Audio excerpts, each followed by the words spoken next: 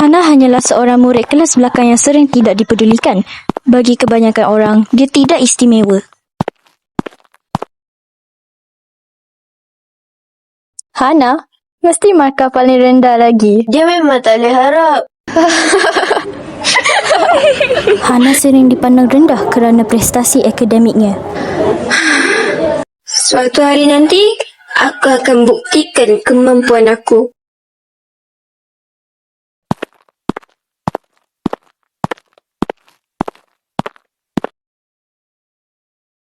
Amir tak datang sekolah dah 3 hari. Katanya Afiq dan Dev pun tak ada juga. Kehilangan demi kehilangan mula menimbulkan tanda tanya. Ini bukan kebetulan.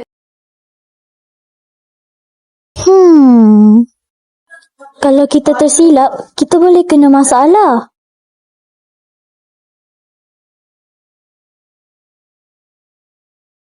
Kalau kita cari kebenaran, siapa lagi?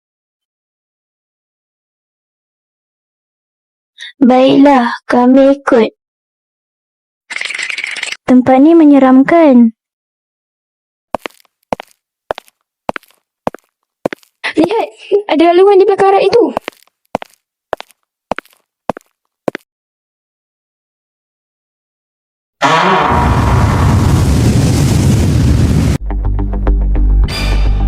Satu projek rahsia sedang dijalankan untuk mencipta pelajar sempurna. Jadikan murid sebagai bahan eksperimen.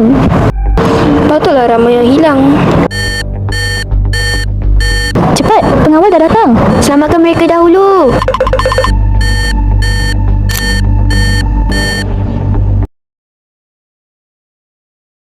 Terima kasih, Sinana.